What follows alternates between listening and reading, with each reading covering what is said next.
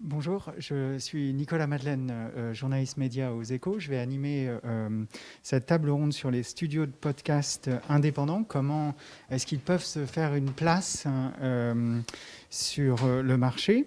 J'ai avec moi Charlotte Pudlowski, la cofondatrice de Louis Média, Julien Neuville, le cofondateur de Nouvelles Écoutes, ici, et Joël René, fondateur de Binge Audio, et Stéphane Cochet, le directeur des droits audiovisuels de la SCAM. Pardon. Alors, je vais commencer par une question sur l'aspect éditorial des podcasts. La France est un cas particulier avec une offre très riche de la radio publique sur les podcasts. Ce n'est pas le cas dans de nombreux pays. Donc il y a déjà une offre abondante de podcasts. Comment est-ce qu'on se fait une place du point de vue éditorial? Quels sont les créneaux qui ne sont pas pris? Et comment montent-ils en audience? Peut-être on peut commencer avec vous, Charlotte. Oui, je pense que la question, c'est pas seulement quels thèmes ne sont pas occupés par la radio publique, mais aussi quel traitement. Donc nous, par exemple, chez Louis Média, on fait énormément de narration. Notre marque, notre caractéristique, c'est de raconter des histoires. Et le premier podcast qu'on a sorti chez Louis, ça s'appelle Entre. Et j'avais suivi une petite fille pendant 1 an qui racontait sa sortie de l'enfance et son entrée en 6e et ce que ça voulait dire de grandir à cet âge-là, avec toutes les problématiques auxquelles on peut être confronté. Et à la fois, le format était très très court, puisque c'était des épisodes de moins de 10 minutes. Et ça, c'est quelque chose qu'on peut se permettre en podcast, puisqu'on n'a pas à remplir des tranches, ce que doit faire la radio. C'était aussi une tonalité assez différente, quelque chose de très informel dans la conversation entre cette petite fille qui s'appelle Justine et moi. Et puis, il y a aussi des sujets qui peut-être vont être moins saisis ou par la radio publique ou par les radios de manière générale, parce que c'est des sujets qui font un peu peur ou pour une raison X ou Y. Et je pense par exemple à la dernière série d'injustices qu'on a sortie chez Louis, consacrée à l'inceste. On a fait 6 épisodes d'1 heure sur cette thématique. Ça, je pense que c'est un sujet qui fait un petit peu peur. En tout cas, de fait, il n'y avait pas eu ce sujet-là porté par la radio publique. À la fois, ça a marché en audience. À la fois, c'est un sujet fondamental puisqu'il y a 7 à 10% de la population qui est touchée par des viols de nature incestueuse. Donc, c'est des sujets très importants. Et qui n'ont pas forcément encore leur place à la radio publique. Et j'ai l'impression que chez Louis Média, vous occupez le créneau aussi du féminisme. Non, Alors, mais je ne sais pas si c'est un créneau. Non, mais on est féministe, pardon. incontestablement. Mais bon, je suis à côté de Julien Neuville de Nouvelles Écoutes et eux produisent La Poudre. Et chez Binge, ils produisent Les couilles sur la table de Victor Tuyon. Donc je ne peux pas dire qu'on est seul sur ce créneau, loin de là. Et ça irrigue effectivement. Non, mais ça irrigue effectivement tout ce qu'on fait. Nous, on est 2 fondatrices chez Louis Média. On est très féministes. Enfin, on est féministes.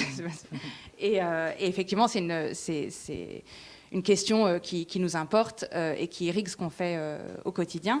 Après, je rigole sur le fait que c'est un créneau. Je pense que c'est un prisme et qu'effectivement, il était sous-évalué ou sous-traité. Voilà, c'est ce que je voulais. Je me suis mal exprimé. C'est ça que je voulais demander. Mais effectivement, mais pour plein de raisons, et notamment parce que les médias traditionnels sont d'abord tenus et montés par des hommes, qu'à la direction des grands groupes médias, encore aujourd'hui, de manière extrêmement majoritaire, ce sont des hommes à la direction, et que, par exemple, Nouvelles Écoutes a été cofondée par Lorraine Bastide, qui est une femme. Louis a été fondé par 2 femmes, et on a une 3e associée aujourd'hui, Katia Senro, qui est aussi une femme. Donc, enfin, c'est des choses qui jouent, évidemment, et c'est là aussi ce que permettent les studios de podcast indépendants, c'est de monter des entreprises différentes, avec des valeurs différentes. Évidemment que ça se sent dans nos traitements journalistiques derrière. Julien, comment vous répondriez à la question ? Il n'y a pas beaucoup de choses à rajouter par rapport à ce que vient de dire Charlotte. C'est pas un créneau dans le sens où en fait on se dit pas quand un programme arrive est-ce qu'il est féministe ou est-ce qu'on peut le rendre plus féministe. C'est vraiment la manière dont nous on traite les choses, et c'est à la fois Laurel et moi, mais c'est aussi toute l'équipe qui bosse avec nous. En fait, on se pose même pas la question, c'est juste personnel, c'est notre manière de voir, notre ligne éditoriale, notre vision. Et du coup, c'est ça aussi la différence qui je pense est avec d'autres radios, qu'elles soient publiques ou privées d'ailleurs. C'est qu'on n'a pas peur d'avoir notre point de vue personnel sur un sujet et d'être engagé, parfois d'être estampillés radicaux, mais juste parce qu'en fait on a une vision qu'on défend, on a une ligne éditoriale qu'on défend et on n'a pas peur de l'incorporer dans le programme. c'est des programmes qui sont personnels. Ça ne veut pas forcément dire que tous les programmes utilisent le jeu, mais ils sont tous très ancrés autour de la personnalité qui les a créés ou qui les anime ou qui les écrit. Et il n'y a pas une grande ligne éditoriale large dans laquelle on devrait rentrer. Il y a notre vision personnelle, et c'est ça qui nous permet de prendre aussi des risques sur le format, sur le traitement, sur les sujets. Et est-ce qu'à votre avis, des gens qui se lancent avec vous dans le podcast, dans vos studios, auraient pu faire de la radio, ou ce sont des profils différents, et peut-être qu'ils n'auraient pas été intéressés par les contraintes de la radio? Je pense que clairement, les gens avec qui on a bossé sont parfaitement compétents pour faire de la radio. Et nous, même parfois, on aurait envie de faire de la radio pour certains aspects, certains avantages qu'elle a. Il n'y a pas forcément il n'y a pas un pancarte devant un Nouvelles Écoutes qui dit si vous faites de la radio, venez pas ici. On n'est pas anti-radio. À la fin, on fait de l'audio. Il y a juste une flexibilité qu'on a en podcast sur la durée, sur le ton, sur la manière de sortir des épisodes, sur la fréquence, qui est quand même qui a un avantage énorme. Après, on a aussi on n'a pas l'audience et on n'a pas le flux que peut avoir une radio classique. Et ça, juste pour compléter, je pense que ça a aussi des avantages, parce que évidemment que nous, on peut se permettre d'être plus clivants parfois, ou plus radicaux, disait Julien, et c'est vrai que c'est un qualificatif qu'on nous met souvent dès qu'on est féministe, je ne sais pas si... mais en tout cas, oui, je pense que ça permet ça aussi d'être sur des médias de niche. On raconte aussi forcément des choses autrement, et on se permet peut-être plus de choses que quand on sait qu'on parle, comme les chiffres de France Inter sont sortis là, je crois que c'est 4 millions d'auditeurs pour la matinale chaque matin. Forcément, on parle d'une manière différente quand on parle à 4 millions de personnes, et c'est l'avantage du podcast, c'est de parler... à des niches aussi. Joël, quel goût dans le public ou quelle tranche d'âge ne sont pas servis par les contenus des radios classiques publiques et privées? Alors, c'est un peu parce qu'on se pose une question là ensemble qui est souvent au cœur aussi de nos réflexions, et celle des auditeurs, auditrices, des talents avec qui on travaille, ou du secteur. C'est celle de qu'est-ce que fait le podcast dans l'écosystème de l'audio digital. Et sans opposer les choses, juste remettre quand même les choses en perspective. Si on parle de la radio, et notamment Radio France, qui a des très bons résultats qui sont sortis aujourd'hui, et que moi j'écoute par ailleurs, on a en France la chance d'avoir un service public de qualité sur des programmes parlés. Mais on parle quand même majoritairement, quand on parle de leur podcast, de radio de rattrapage. Et c'est d'ailleurs un service très important qui a beaucoup modifié l'écosystème de la radio. Mais à la base, quand on parle de radio, c'est comme le soulignait Charlotte tout à l'heure, c'est des programmes qui sont faits pour être diffusés de manière linéaire et qui ont, on va dire, structurellement une essence... pour être fédératrice. C'est-à-dire qu'en fait, les gens, les talents qui sont à l'antenne, etc., doivent être fédérateurs. On a un âge moyen qui est beaucoup plus élevé, pour répondre à votre question. C'est-à-dire que l'âge moyen d'un auditeur de France Inter, même si c'est un peu rajeuni, c'est 55 ans. En France Culture, ça doit être 63. C'est la même chose sur la télé. C'est les mêmes... Nous, en fait, dans les études qu'on a fait sur nos offres de podcasts, respectivement, on est plutôt sur des âges moyens de 30 ans. 80% des audiences de Binge Audio sont des gens de moins de 35 ans et effectivement, majoritairement d'ailleurs, des femmes. Mais ce qui n'est pas le cas dans tous les studios de podcast, mais en tout cas les gens que vous avez ici autour de la table, oui. Juste pour compléter, c'est-à-dire que la radio, c'est un média très résilient, mais c'est le dernier média qui se fracasse tout doucement sur le mur de l'économie, de l'écosystème des médias à la demande. C'est-à-dire qu'en fait, elle est conçue pour être fédératrice. Le podcast est conçu pour être un peu différent. Comme on est dans une économie à la demande, il faut se distinguer. Il faut proposer, comme disait Charlotte, des choses qui sont peut-être plus engagées, plus clivantes, qui ont plus d'identité, qui sont faits de manière différente. C'est-à-dire qu'on est plus concis, on a tendance à travailler autrement dans le format. Et effectivement, comme on a des audiences qui sont plus jeunes, comme on a des thèmes, des clivages politiques qui sont différents de ceux de la radio, du coup, on occupe d'autres territoires éditoriaux et on fait appel à d'autres talents. C'est ça qui est important de le dire. C'est-à-dire que, certes, les gens qui sont chez nous, alors là, je suis totalement d'accord avec Julien, ils peuvent faire de la radio. D'ailleurs, il y a des gens chez nous qui en font ou qui en ont fait, que ce soit les réalisateurs ou les talents.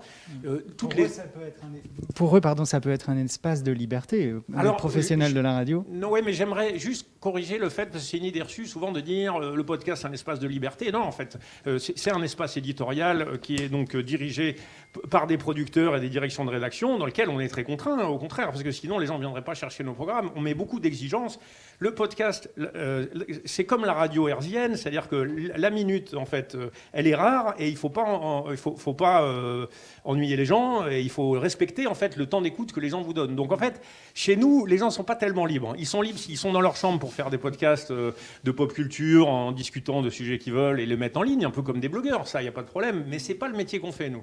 Nous, on est quand même des structures professionnelles de production avec tout un dispositif contractuel, de rémunération, de distribution, etc. Et évidemment, une ligne éditoriale et une économie. Donc, en fait, en sens, on ressemble à la radio, mais on n'utilise pas les mêmes moyens. On n'a pas la même culture, on n'a pas les mêmes clivages politiques et on n'a pas, on va dire, les mêmes territoires, mais on se complète parfaitement. Mais par ailleurs, je pense qu'il faut quand même rajouter aussi qu'on n'est pas obligé d'opposer radio et podcast. De la même manière qu'effectivement, il y a des talents qui circulent entre les deux, il y a aussi des possibilités de collaboration. Nous, on a lancé par exemple chez Louis une coproduction avec Radio Nova sur un podcast à nous qui s'appelle Fracas. On fait une version courte dans leur matinale et on fait une version plus longue en podcast. Et de la même manière que France Télé fait travailler un certain nombre de sociétés de production, on pourrait très bien imaginer que Radio France fasse travailler un certain nombre de producteurs. À l'appui de ce que vient de dire Charlotte, à Binge, on a fait des coproductions avec la BBC, on a fait des coproductions avec la radio-télévision suisse.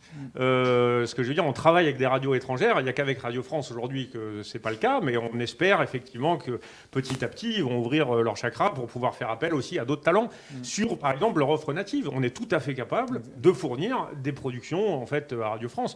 Aujourd'hui, ils n'ont pas cette culture, mais on va dire que c'est un dialogue qu'on a avec eux, tout à fait. Enfin, c'est un dialogue ouvert, voilà.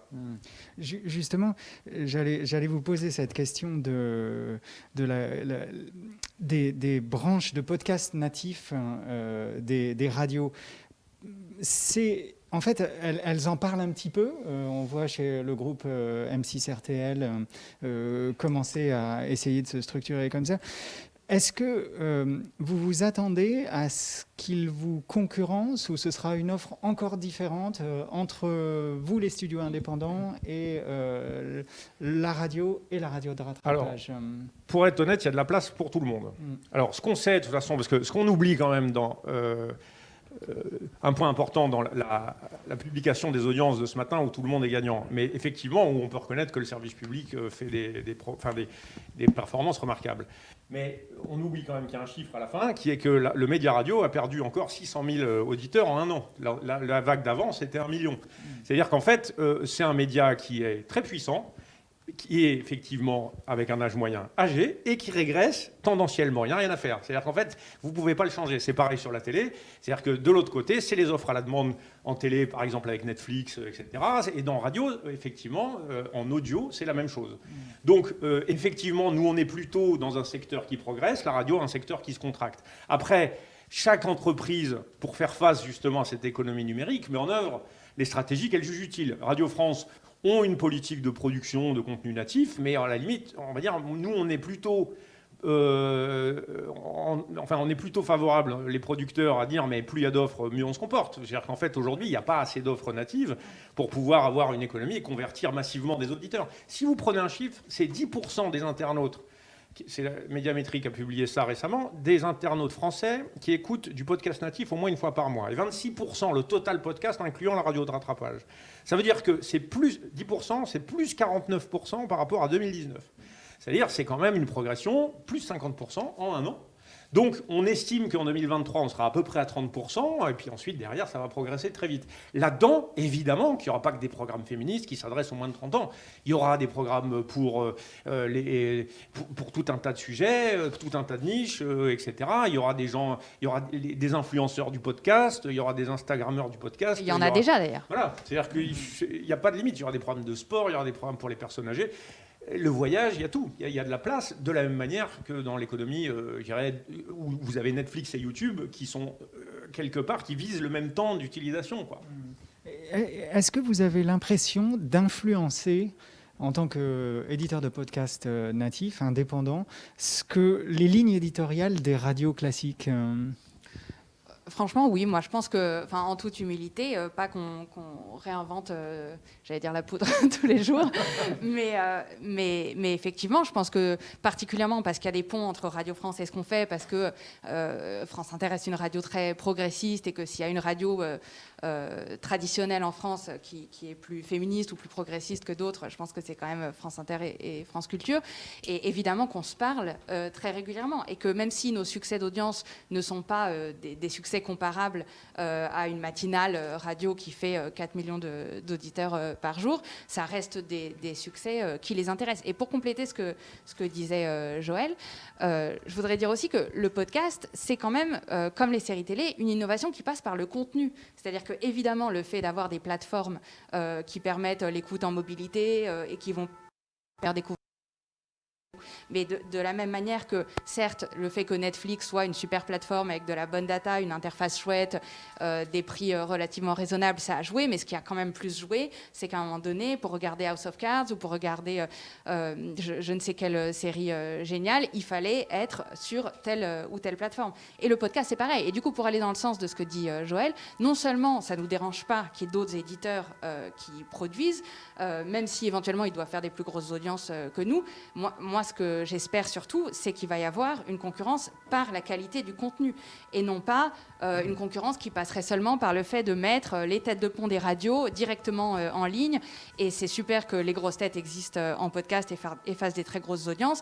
Mais moi, ça me réjouit surtout quand j'écoute les séries Podcast First des Pieds sur Terre, comme celle de Mathieu Palin des Hommes Violents ou comme d'autres, où là, tout à coup, il y a une vraie émulation intellectuelle. Ça veut dire aussi que ça génère des nouveaux talents, c'est-à-dire que derrière, il y a des gens... Nous, notre plus grande fierté, c'est quand on produit des séries et qu'après, il y a des auteurs ou des journalistes ou des gens qui faisaient de la radio avant qui viennent nous dire « Ah ben, on a envie de travailler avec vous parce qu'en fait, ce que vous avez fait, ça me donne envie d'inventer quelque chose. » Et à ce moment-là, plus de talent, ça veut dire plus de possibilités et ça veut dire effectivement une économie derrière qui est l'enjeu pragmatique, mais ça veut dire aussi une nouvelle industrie à la fois pour des emplois, et Dieu sait que ce serait pas plus mal d'en avoir davantage aujourd'hui en France, mais aussi pour un art nouveau qui se développe vraiment. Et si on est là tous autour de la table aujourd'hui, c'est parce qu'on pense qu'aujourd'hui, enfin en tout cas moi je pense, que le podcast, de la même manière que la littérature ou les séries télé ou le cinéma, c'est une industrie culturelle qui a quelque chose à porter en termes de vision du monde et en termes de propos. Stéphane, peut-être, j'aurais aimé savoir, à la SCAM, est-ce que vous constatez des profils différents de gens de radio et de podcasteurs indépendants ? Comment vous vivez ça de votre côté ? Si vous ne m'aviez pas posé la question, j'aurais pris la parole pour le dire. Non, ce qui est très intéressant, c'est que depuis quelques mois, au-delà même des signatures que nous avons pu avoir avec vous trois notamment, mais même avant ces contrats d'accord qui garantissent la rémunération des auteurs, on a constaté une émergence de nouveaux profils d'auteurs qui se lançaient, alors soit en autoproducteur ou en indépendant, dans la création de podcasts et qui commençaient à se sensibiliser sur quels étaient les organismes qui pouvaient défendre leur intérêt d'auteurs, même s'ils n'avaient pas forcément déjà des contrats avec des studios ou eux-mêmes se lançant en tant qu'autoproducteurs de podcasts sur différents services Internet. La facilité d'usage, enfin la facilité, non pas de la production et de la réalisation, parce que ça c'est un vrai métier et Joël, tu l'as très très bien dit tout à l'heure, mais il y a quand même des profils qui sont émergents, qui correspondent tout à fait à tous les profils des vidéastes que nous avons accueillis depuis des années, qui sont des profils majoritairement de YouTube et de Dailymotion, effectivement, que nous avons accueillis depuis des années à la SCAM, qui eux-mêmes commencent à s'intéresser au podcast alors qu'ils étaient éditeurs autoproducteurs de chaînes YouTube, qui commencent eux-mêmes à diversifier leur création, qui commencent eux-mêmes à créer leur propre... à travailler avec des acteurs de ce marché que sont, je pense à des Acast qui proposent des fonctionnalités qui permettent de monétiser différents podcasts. Et donc, ils ne passent pas forcément par les studios.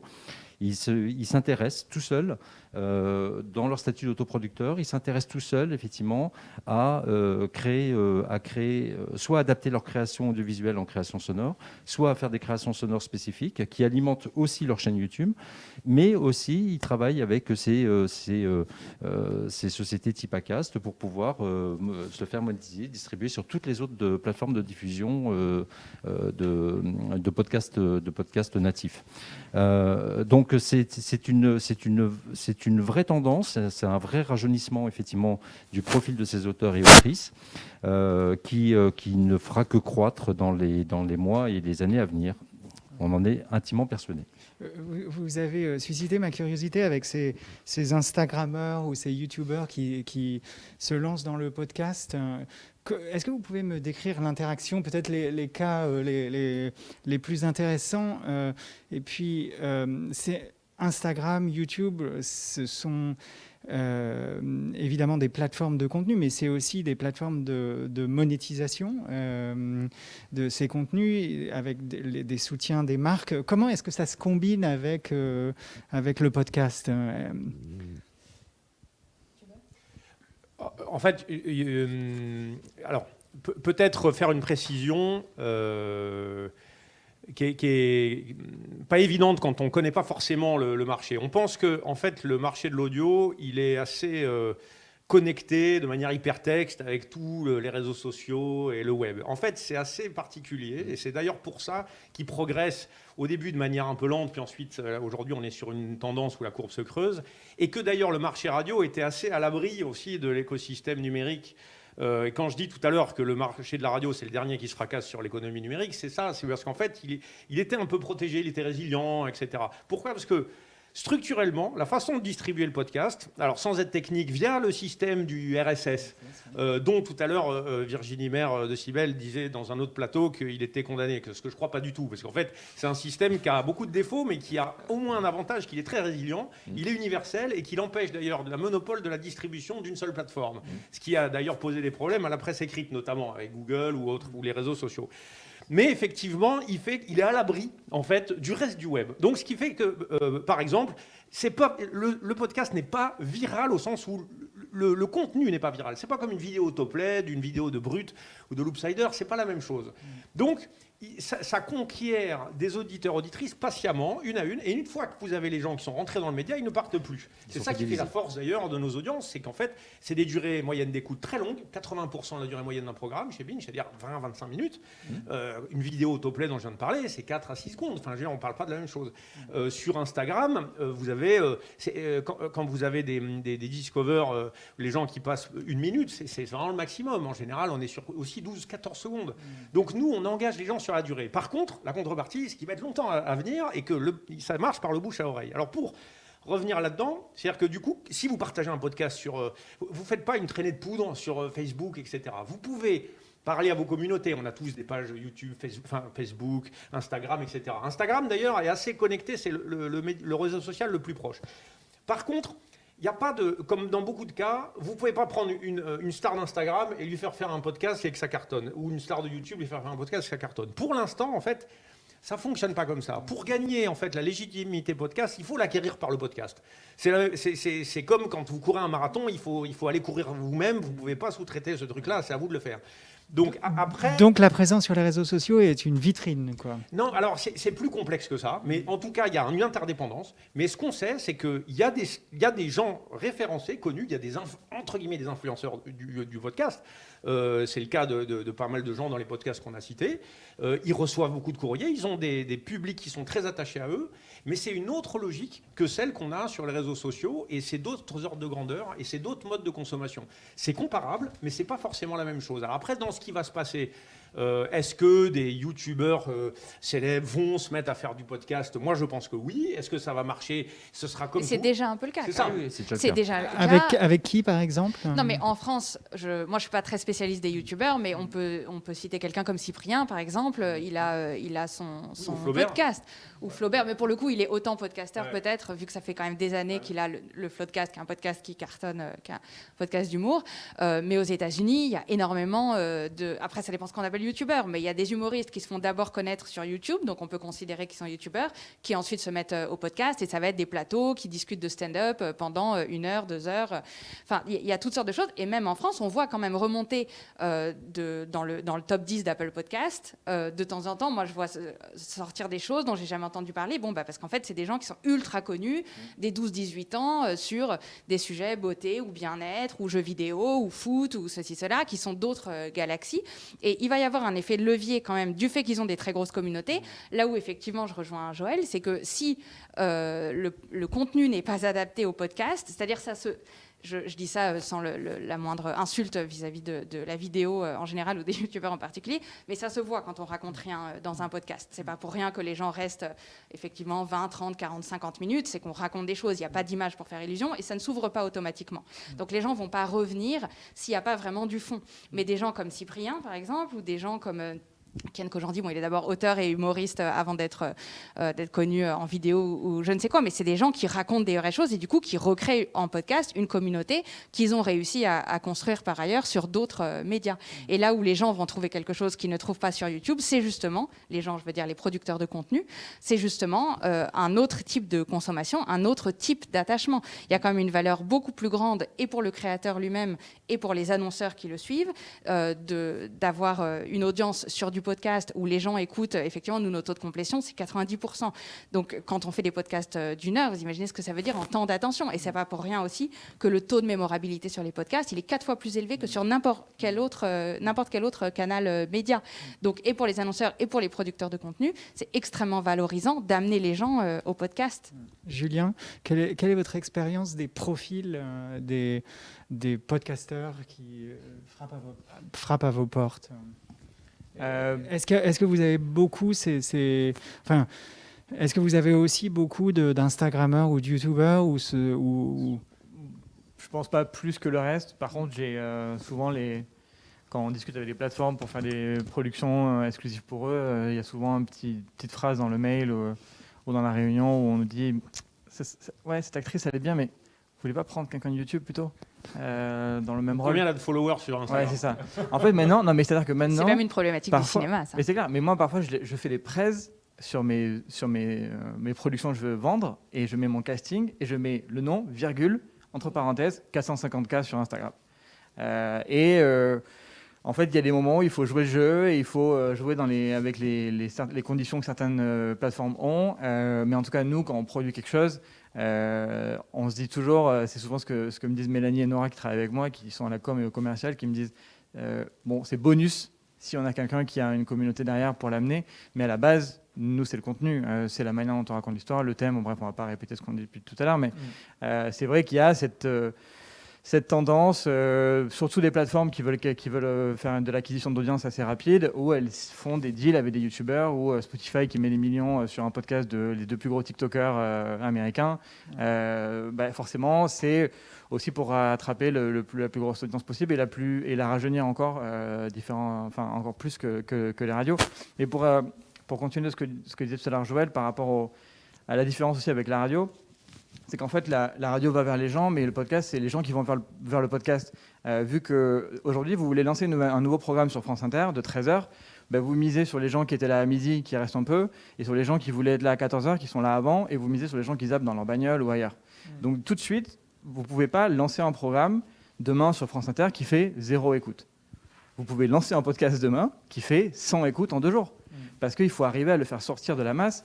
Lancer un podcast en 2020, c'est pas lancer un podcast en 2016. Il y a du monde, il y a des gens qui ont des gros budgets médias, il y a des gens qui ont parfois une main mise plus ou moins loyalement sur les canaux de distribution. Et du coup, il faut vraiment se battre dessus pour que les gens aillent sur le podcast. Je crois que, vous me corrigez Joël et Charlotte si j'ai une bêtise, mais je crois que l'étude médiamétrie du Paris Podcast Festival, elle dit que encore le premier relais de découverte d'un podcast, c'est le bouche à oreille. C'est-à-dire que c'est pas les réseaux sociaux, c'est pas la pub sur les bus, c'est pas quoi que ce soit, c'est juste moi je vous en parle et je vous le recommande. Et en fait, c'est pour ça que la prime elle est au contenu, c'est parce que moi, je vais pas vous recommander un truc nul ou vide ou qui a pas de sens. Je vais vous recommander un truc qui m'a ému, qui m'a intéressé, et donc forcément la croissance, c'est ce que disait Joël, elle est forte dans le sens où on fait plus 49%, mais ça veut dire qu'on est encore à 10%. C'est-à-dire qu'il y a un seul internaute sur 10 qui écoute des podcasts. sur une plateforme de streaming. Je crois que j'ai pas droit de dire qui c'est, donc je le dirai pas, mais une grosse plateforme de streaming, l'onglet podcast, il est hyper proéminent. Malgré tout, c'est 9% des gens qui utilisent cette plateforme de streaming qui écoutent du podcast dessus, streaming de musique, pardon. Donc, c'est-à-dire que le truc, il est sur l'app, il est directement quand on le voit, mais il y a encore que 9%. Parce qu'on a besoin, les gens qui n'ont jamais écouté un podcast, ils ont besoin de rentrer dans le podcast par un truc qui les touche. Et ensuite, ils partent. Et ensuite, c'est fini, ils écoutent que ça, ils en écoutent 3 ou 4 par semaine. Je crois que la moyenne, c'est 4 ou 6 par semaine, épisodes pour ceux qui écoutent vraiment des podcasts. Donc, il y a un gros travail à la base, forcément, de contenu.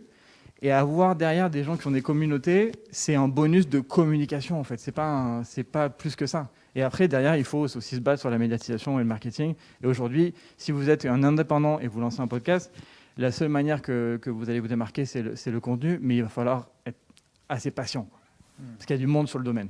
Okay.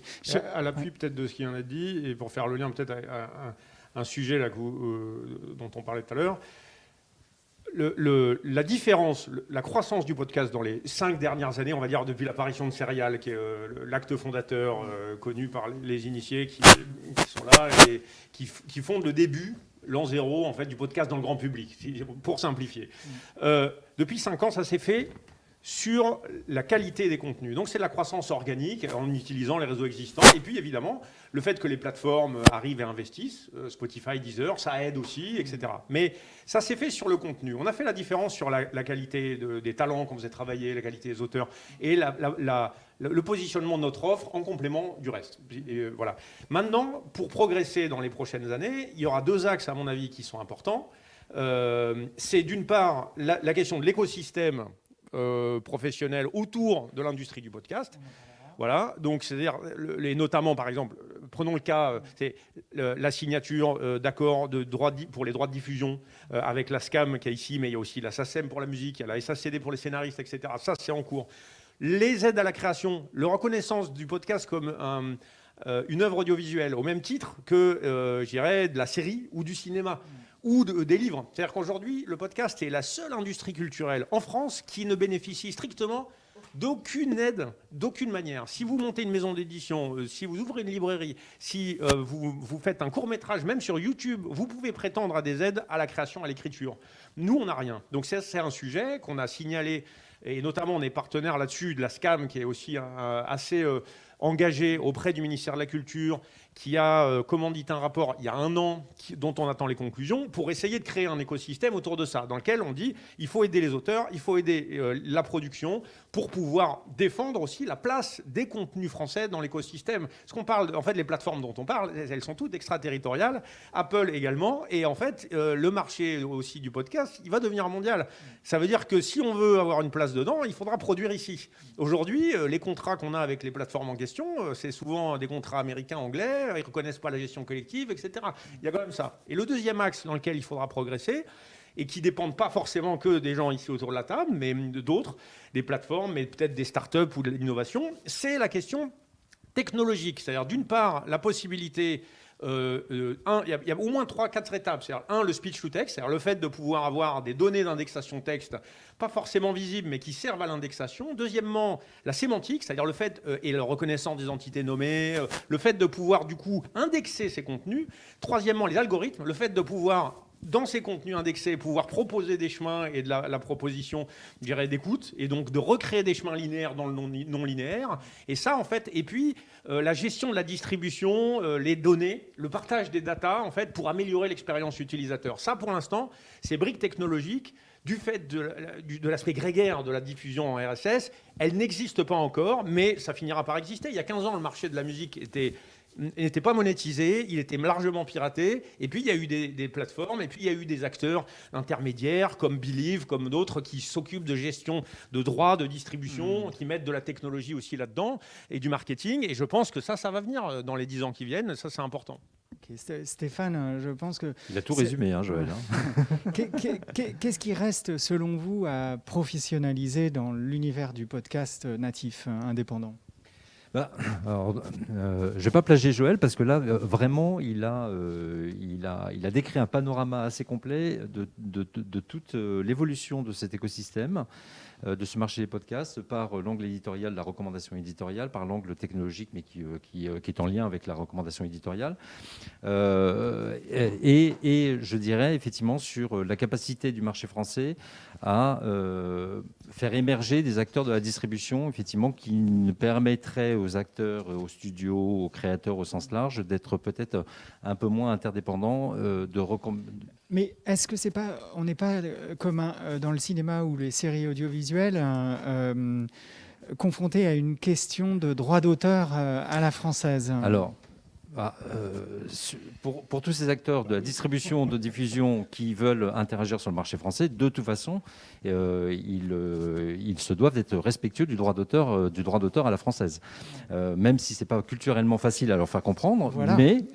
Et même pas forcément facile à appliquer, parce qu'on n'a pas les mêmes références de nombre de visionnages, de passages en télévision. Non, ça c'est pas vraiment un sujet. C'est plus un sujet effectivement de compréhension effectivement de ce que veut dire le droit d'auteur à la française, qui est très simple. C'est l'auteur, évidemment, il est payé pour son travail de création, mais il est aussi payé au titre de la communication. Il a mis à disposition de son œuvre sur l'ensemble des plateformes de diffusion, de communication au public de son œuvre, et il doit être rémunéré de manière équitable et proportionnelle aux recettes qui sont générées autour de l'exploitation de ces œuvres.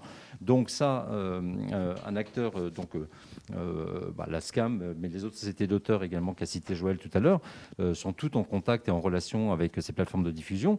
Les débats sont plus ou moins rapides, plus ou moins longs, mais en tout cas, aucune société d'auteurs, et la SCAM en particulier, ne lâchera le sujet sur le simple fait que ce ne sont pas des sociétés qui connaissent ou qui adhèrent à ce principe du droit d'auteur à la française.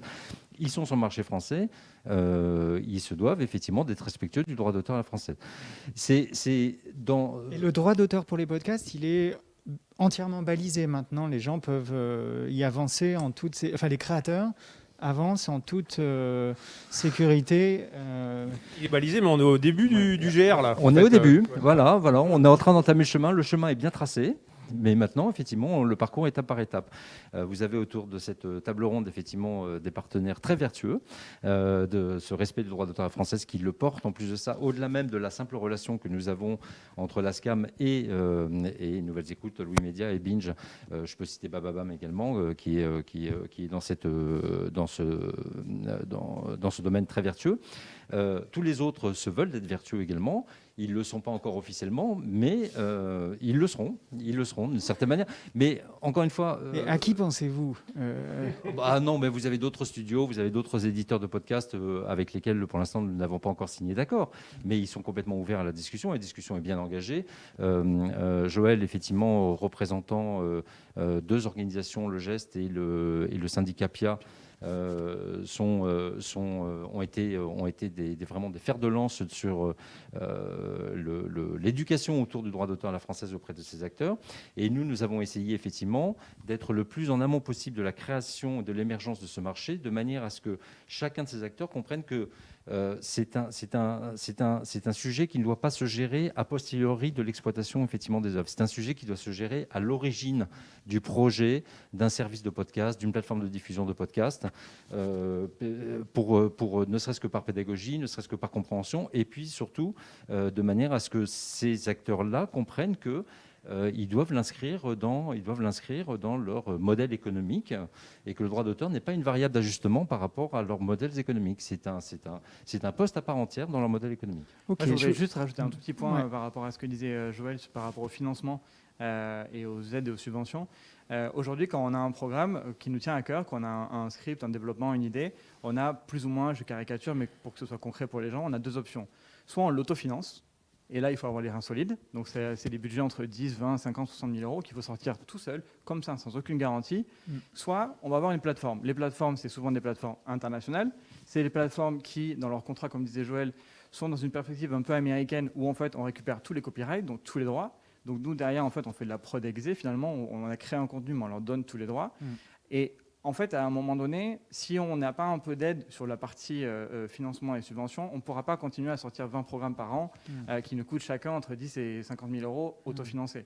Il Donc, faut des aides au il faut- développement. ouais, en fait. par exemple, cette semaine, tous les labels de musique ont reçu un mail qui leur disait période de Covid, crédit d'impôt passe de 50 à 50% des dépenses. Avant, c'était 30%, maintenant, c'est 50%. Et nous, c'est zéro. Donc pour les l'instant. mecs, demain, ils dépensent 100 000 balles sur un album, ils ont 50 000 euros qui est remboursé. Nous, on a 0 euros.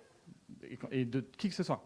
Donc à un moment, soit on va sur soit le podcast reste complètement isolé, mais nous, on va dans un domaine où en fait la plupart des émissions seront entièrement possédées en termes de propriété par ces grosses plateformes. Et on va perdre beaucoup de choses. On va perdre ce fameux concept d'exception française. On va perdre la possibilité de prendre des risques. Quand on doit demain aller pitcher une série, je sais pas, une comédie romantique avec 2 mecs, par exemple. Et ben à un moment donné, si personne n'y croit et que nous on veut y aller tout seul, ben il faut qu'on mette la main à la pâte. Et on n'est pas capable, surtout post-Covid, de financer des émissions à 50 000 balles tous les trimestres. Je ne peux pas être plus d'accord avec Julien, et je rajouterai un point aussi, parce que ça a été dit tout à l'heure. Le droit d'auteur à la française, parlons-en une minute, c'est-à-dire que on voit ça des fois comme une taxe, une perception sur le chiffre d'affaires des pauvres acteurs qui se débattent. En fait, la réalité, c'est que le droit d'auteur à la française, c'est ce qui permet à ce pays d'avoir en fait une industrie cinématographique, d'avoir une industrie télévisuelle, d'avoir effectivement une industrie d'édition et des librairies, etc. C'est-à-dire qu'en fait, c'est ce qui permet à ce pays d'exister culturellement. Et c'est à la fois une question intellectuelle, c'est une question économique. Et ça, en fait, c'est important de le dire, que tous les acteurs là-dessus, et même je dirais que même si on est un peu cynique, même les grands studios américains sont ravis du système du droit d'auteur à la française, et notamment d'un truc génial qui s'appelle le CNC, puisqu'en fait ils en bénéficient. Ils bénéficient d'un parc de salles qui est financé par le prélèvement sur les tickets de cinéma, qui leur permet de sortir des blockbusters, etc. Et beaucoup d'auteurs américains, Ben oui. de réalisateurs américains, comme James Gray ou comme les frères Cohen, sont énormément aidés par le système de financement français. Et on ne demande pas mieux que de faire pareil sur le podcast. Il faut créer un centre national du podcast. Alors, on ne demande pas précisément ça, parce que c'est pas de notre ressort de décider quel est l'outil. Le rattacher au CNM. On a demandé au ministre, clairement, plusieurs fois, et à plusieurs, et de manière séparée et collective, qu'effectivement, il y ait un système qui soit mis en place comparable à celui du CNC en cinéma et en création audiovisuelle. Ça, oui. Ouais, ouais. Okay. Je voudrais aborder la question de la distribution en y mêlant une question du public. Pour vous,